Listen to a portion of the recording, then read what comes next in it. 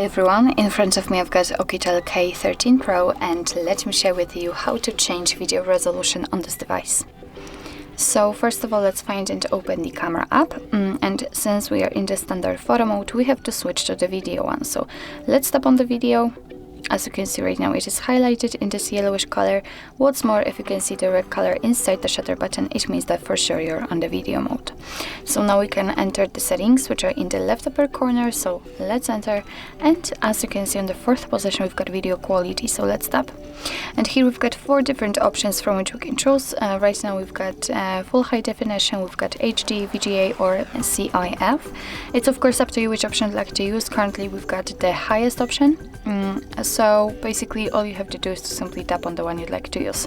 As you can see, we just immediately got back to the settings. Here you've got some parameters, and it means that your device immediately applied the option you've chosen, and it will record videos in chosen quality. Of course you can turn it out, you can change it whenever you want to, and I really highly recommend to keep this option applied as it is the best possible here. So actually this is it. This is how to change video resolution in your Oukitel K13 Pro. Thank you so much for watching. I hope that this video was helpful, and if it was, please hit the subscribe button and leave the thumbs up.